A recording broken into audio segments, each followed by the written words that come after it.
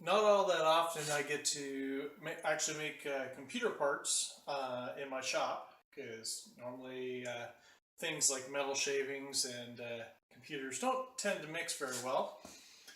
But my friend's computer had needed a hard drive. I ended up finding, this is not the hard drive, by the way. I ended up finding a 2.5 inch Firecuda the Seagate produces. Um, Problem is, it was cheaper than buying a regular desktop drive.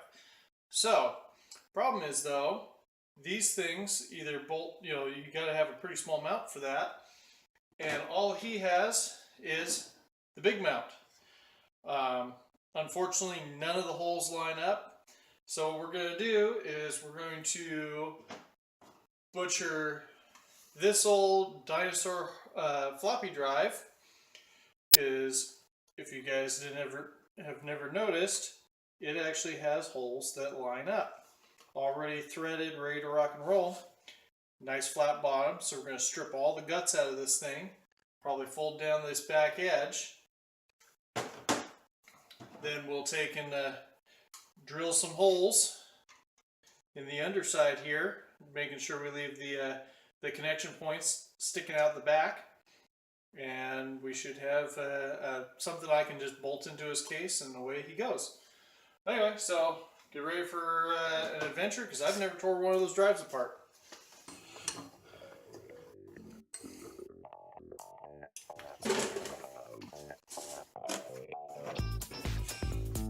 First things first, I gotta figure out how they put this thing together. Looks like cover just snaps on.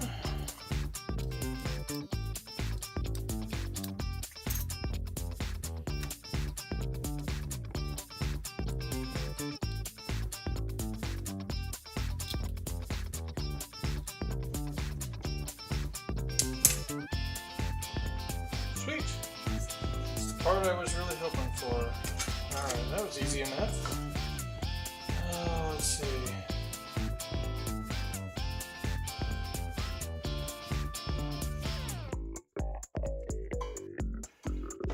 Why don't we...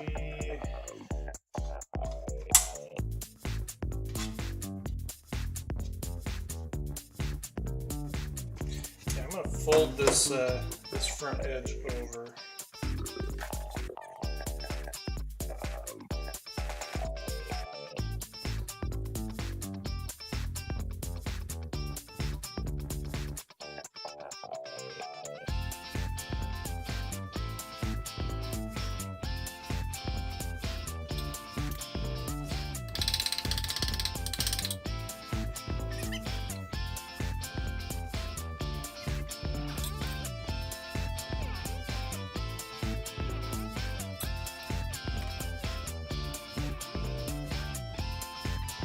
We only need a couple screws in this thing. It doesn't take a whole lot to hold one of these down. Alright.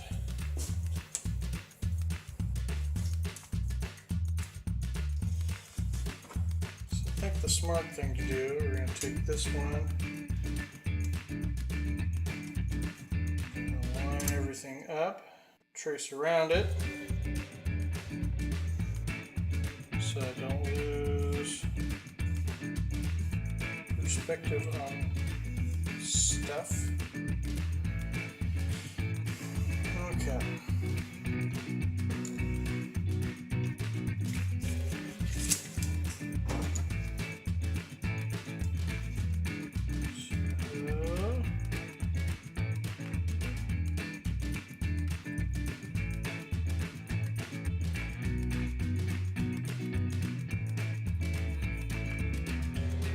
So basically, the spacing on the bolts are, let's see, that's 2 7/16, looks like.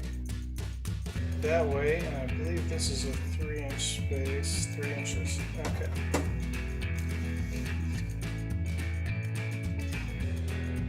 because the very end of my tape measure is not the most accurate in the world, we're just pulling up an extra inch.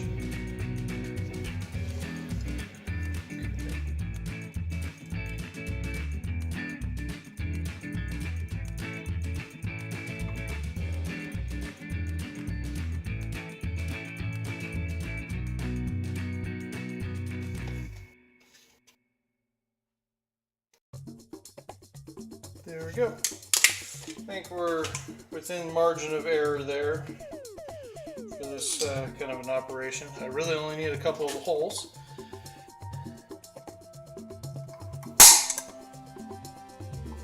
And I know a lot of people might not have a punch like this, but I do, and I'm using it. So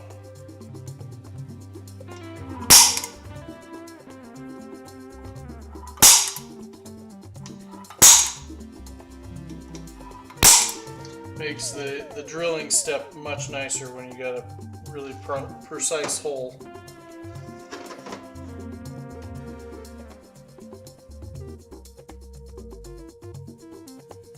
Okay, now I gotta figure out what size drill bit I need. It's probably gonna be a little bit on the small side, but yeah. So let me figure that out real quick, and I'll be right back.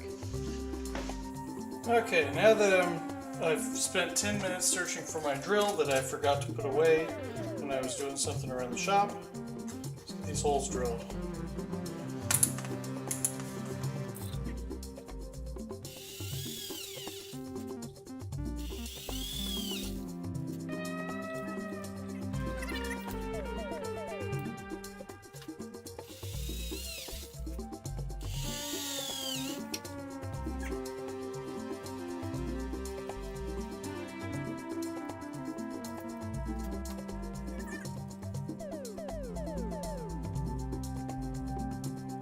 Looks like I can at least get a couple of them. I'm just going to open these holes up a little bit and we should be okay.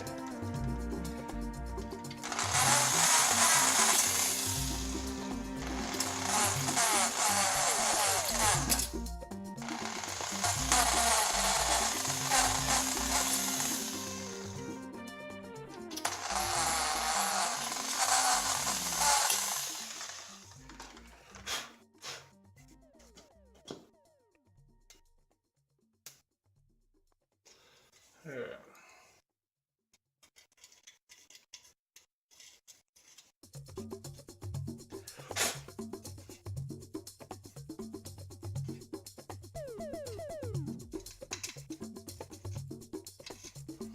I need just a little bit bigger of a drill bit.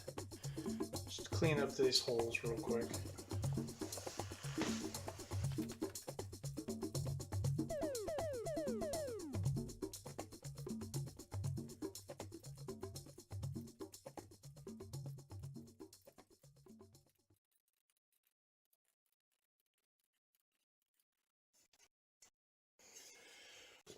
Alright, double check this one again. Now that we've opened the holes up a little bit.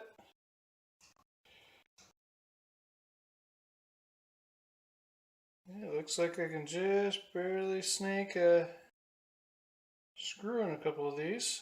So, should have been a little more accurate. If I'd had if I'd taken my case apart, I would have actually had a template, but I thought I'd do it the hard way just for the sake of the video. But yeah, that's about it. Now I got a nice little mountable piece for my friend's case. So I guess have a good night, everybody. So after all that trouble, morning, Jack, putting together my thing, or the adapter, dawned on me that I should just go, print one, because, it's not like somebody will have the model file readily available, which they did. Took me less than 2 minutes to search in. So, yeah. Should have just printed one, and then I don't have to worry about anything electrical shorting out or anything like that, because it's not metal. It'll just bolt in there, and much easier solution. So, things lessons learned. Always, see what's out there available first before we go and make something, I guess. Anyway, that's about it.